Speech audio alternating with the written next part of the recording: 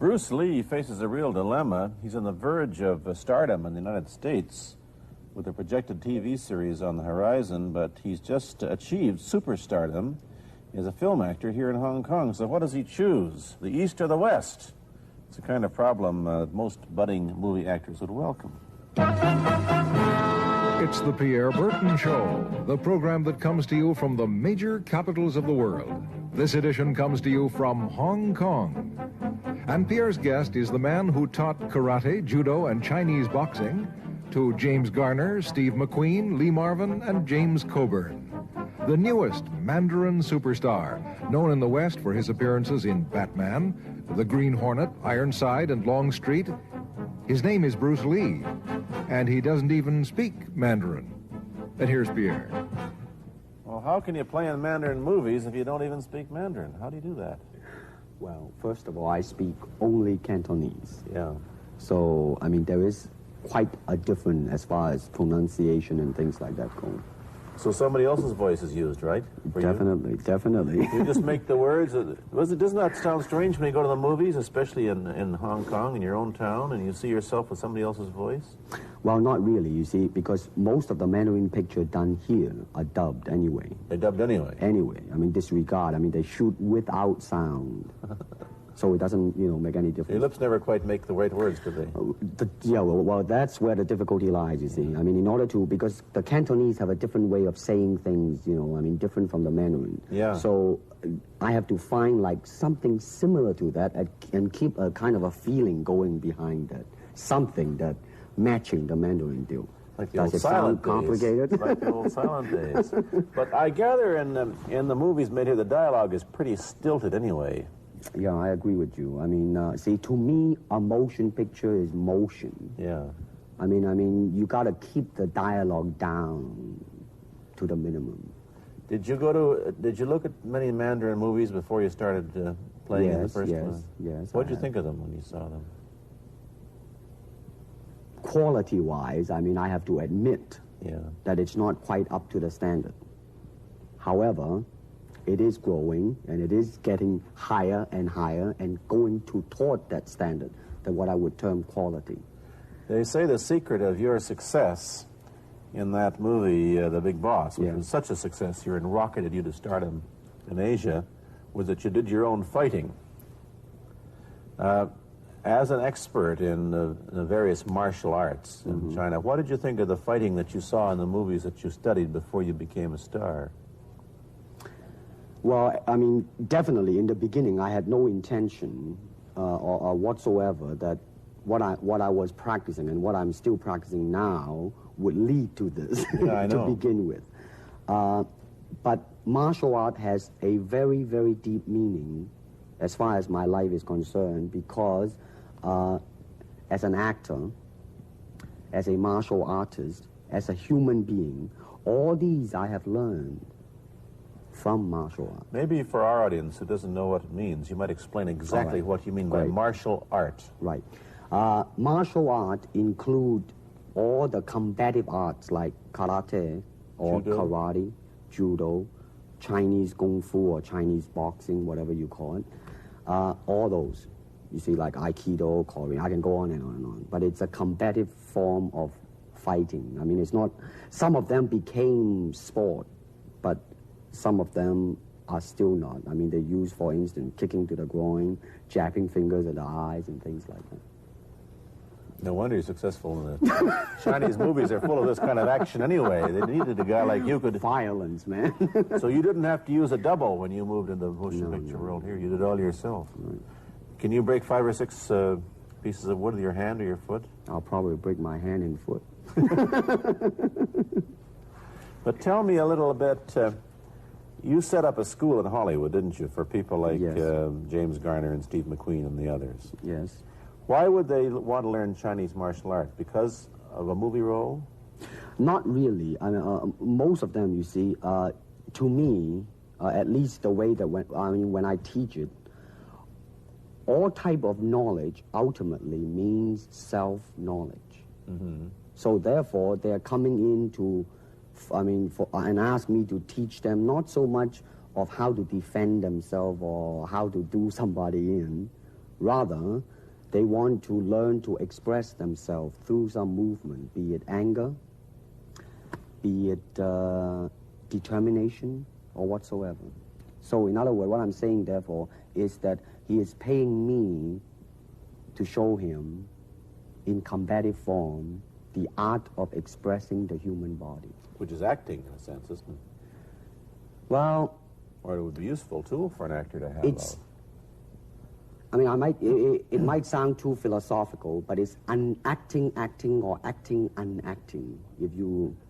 You've lost me. I have. Boxing, how does it differ from, say, our kind of boxing? Well, first we use the feet. That's and then we use the elbow. And use the thumb too? You name it, man. We use it all. You have to, you see, because, I mean, that is the expression of the human body. I mean, everything. I mean, you know, not just the hand.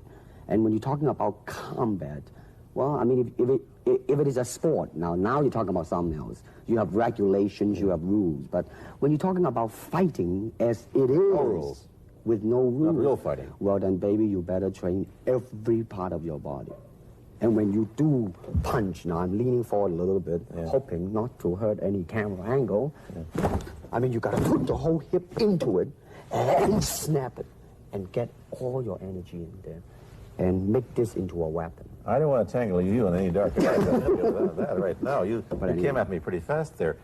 What is the difference between Chinese boxing and what we see these young men doing at 8 o'clock every morning on the rooftops in the parks called shadow boxing, which they're always... Well, actually, you see, that is part of Chinese boxing. Yes. There are so many schools. Everybody schools. here seems to be, you know, going like this all the time. Well, that's good. I'm very glad. I'm very glad to see that, because at least somebody is caring for their own body, right? Yeah. I mean, that's a good sign. Well, it's a kind of a slow form of exercise, which is called Tai Chi Chuan. I'm speaking Mandarin just now. Yeah. Cantonese, Tai Chi Kune, okay? I see. And it's more of an exercise for the elderly, not so much for the young. Give me a demonstration. Show me. Can you do a little bit of it? Just so I mean, that, hand-wise, it's very slow. Oh, is it? And you push it out, but all the time you are keeping the continuity going. Bending, stretching, everything. You know, suppose, you know, I mean, you just keep it moving. It's like a ballet dancer there. Yeah, it is. I mean, to them, you see, the idea is running water never grows stale. So you got to just keep on flowing. Of all your students, famous, James Garner, Steve McQueen, Lee Marvin, James Coburn, Roman Polanski, which was the best? Who adapted best to this Oriental form of exercise and defense? Well, depending, okay? Now, as a fighter, Steve McQueen, now, he is good in that department because that son of a gun got the toughness in him. Yeah. I mean, see it on the screen. I mean, he would say, all right, baby, here I am, man. You know, and he'll do it. Yeah. Now, James Coburn is a peace-loving man. I met him. Right? I mean, you've met him. I mean, he's really, really nice. I mean, super mellow and all that. I mean, you know, I mean, now, he appreciates the philosophical part of it. Therefore, his understanding of it is deeper than Steve. So it's really hard to say. You see what I'm saying now? I see. I mean, it's different. So that's, I mean, depending on what you see in it. Interesting. We don't, in our world, and haven't since the days of the Greeks who did, combine philosophy and art with sport. But quite clearly, the Oriental attitude is that the three are facets of the same things. Man, listen, you see, really, to me, okay, to me, ultimately, martial art means honestly expressing yourself. Now, it is very difficult to do. I mean, it is easy for me to put on a show and be cocky and be flooded with a cocky feeling and then feel like pretty cool and all that. Or I can make all kinds of phony things, you see what I mean? Blinded by it. Or I can show you some really fancy movement. But to express oneself honestly, not lying to oneself, and to express myself honestly, that, my friend, is very hard to do. And you have to train You have to keep your reflexes so that when you want it, it's there. When you want to move, you're moving. And when you move, you are determined to move. Not taking 1 inch, not anything less than that. If I want to punch, I'm going to do it, man, and I'm going to do it, you see. So, I mean, so that is the type of thing you have to train yourself into it, to become one with the, you think. Yeah, this is very un-Western, this attitude. I want to ask you about your movie and TV career, but first we'll take a break. Then I'll be back with Bruce Lee. I've been talking to Bruce Lee mainly about the Chinese martial arts, which include things like Chinese boxing, karate, and judo, which is what he taught when he was in Hollywood. After he left the University of Washington, where he studied, of all things, philosophy, if you can believe that. He did, but that, perhaps you understand why the two go together from the first half of this program. And you can perhaps understand how he got into films. He knew a lot of actors, but I'm told the big break when you played in Longstreet. I must tell the audience that Bruce Lee had a bit part, or a supporting role in the Longstreet series, and this had an enormous effect on the audience. What was it? Well, you see, the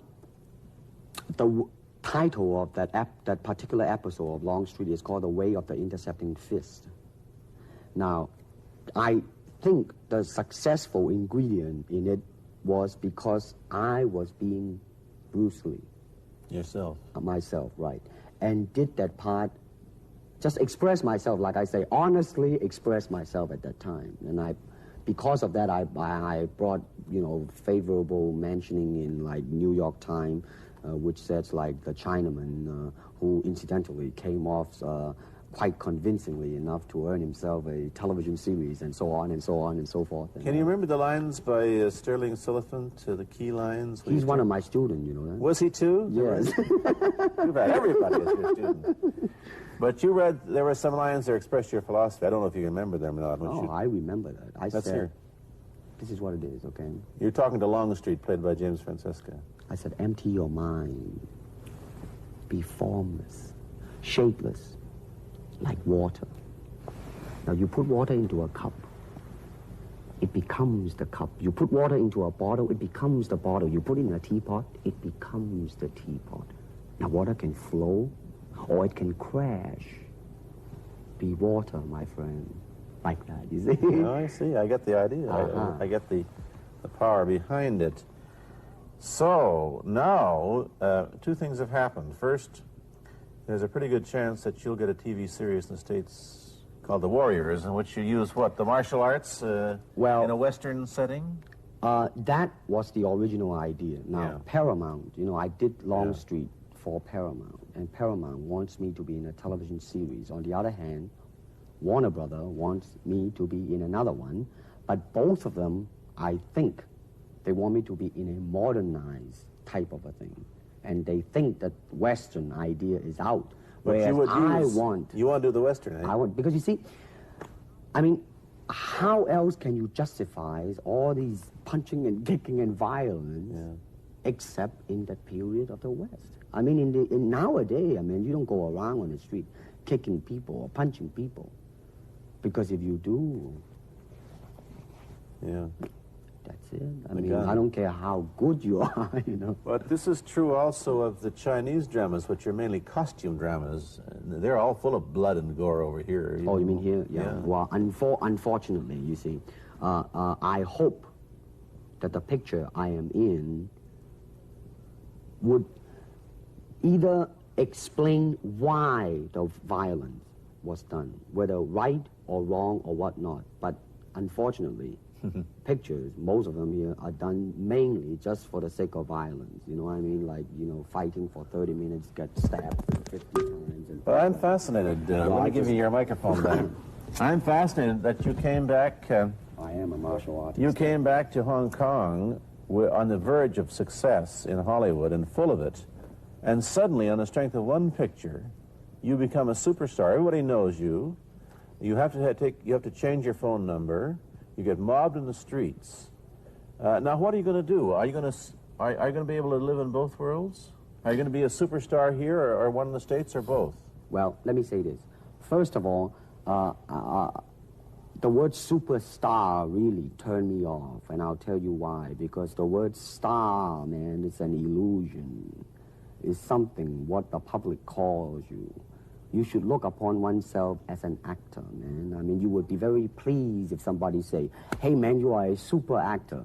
It is much better than, you know, superstar. Yeah, Therefore, you've got to admit that you are a superstar. You're not going to, if you're going to give me the truth. I am now, I'm honestly saying this, okay? Yes, I have been very successful, yeah. Okay? But I mean, I think the word star I do not look upon myself as a star. I really don't. I mean, believe me, man, when I say it. I mean, I'm not saying it because I... What are you going to do? Let's get back to the question. Okay. Are you going to stay in Hong Kong and be famous? Or are you going to go to the United States and be famous? Or are you going to try and eat your cake and have it too? I am going to do both because, you see, I have already made up my mind that in the United States, I think something about the Oriental, the true Oriental should be shown. Hollywood sure as heck hasn't. You better believe it, man. I mean, it's always that pigtail and bouncing around, chop, you know, with the eyes slant and all that. And I think that's very, very out of Is it date, true that man. you were, the first job you had was being cast as Charlie Chan's #1 boy? Yeah, #1 son, yeah. No, They never made a movie. No. They were going to make it into like a new Chinese James Bond type of a thing. Now that, you know, the old man Chan is dead, Charlie is dead, and his son is carrying on. But they didn't do that. No. Batman came along, you see, because, and then everything was started to be going into that, you know, that kind of a, which you were in. But I mean, by the way, I did a really terrible job in that, I have to say. Really? You didn't like yourself? I didn't see it. Let me ask you, however, about the problems that you face as a Chinese hero in an American series. Have people come up in the industry and said, well, we don't know how the audience are going to take a non-American? Well, such question has been raised. In fact, it is being discussed, and that is why The Warrior is not going to be on. I see. You see, because unfortunately, such thing does exist in this world, you see, like, I don't know, certain part of the country, right? Where, like, they think that business-wise, it's a risk. And I don't blame them, I mean, in the same way, it's like in Hong Kong, if a foreigner come and became a star, if I were the man with the money, I probably would have my own worry of whether or not the acceptance would be there. But that's all right, because if you honestly express yourself, it doesn't matter, see? Because are you, how about the other side of the coin? Is it possible that you are, I mean, you're fairly hip and fairly Americanized. Are you too Western for Oriental audiences, do you think? Oh, man, like, how? I have been criticized for that. You have, eh? Oh, yes, definitely. So. Well, let me say this. When I do the Chinese film, I'll try my best not to be as American as I, you know, have been adjusted to for the last 12 years in the States. But when I go back to the States, it seems to be the other way around. You know what I mean? You're too exotic, eh? Yeah, man. I mean, they're trying to get me to do too many things that are really for the sake of being exotic. You understand what I'm trying to say? Oh, sure. So it's really, I mean, it's when you live in both worlds, it brings its problems as well as its advantages, and you've got both. Time to go to a commercial. I'll be back in a moment with Bruce Lee. Let me ask you whether the change in attitude on the part of the Nixon administration towards China has helped your chances of starring in an American TV series. Well, first of all, this happened before that. Yeah. But I do think that things of Chinese will be quite interesting for the next few years. I mean, not that I'm politically, you know, inclining toward anything. You know, I understand that. I'm just wondering. But I mean, once the opening of China, you know, I mean, that it will bring more understanding. Yeah. More things that are, hey, like different, you know? And maybe in the contrast of comparison, some new thing might grow. So therefore, I mean, it's a very rich period to be in. I mean, like, if I were born, let's say, 40 years ago, Yeah. if I have a thought in my mind, I said, boy, I'm going to star in a movie or star in a television series in America. Well, that might be a vague dream, but I think right now, maybe, man. You still think of yourself Chinese, or do you ever think of yourself as North American? You know what I want to think of myself? As a human being. Because, I mean, I don't want to sound like, you know, as Confucius say, but under the sky, under the heaven, man, there is but one family. It just so happened, man, that people are different. Okay, we got to go. Thank you, Bruce Lee, for coming here. Thank you for Pierre. watching. Thank you. You've been watching Bruce Lee on The Pierre Burton Show, a half-hour program of conversation, opinion, and debate. This is Bernard Cowan speaking.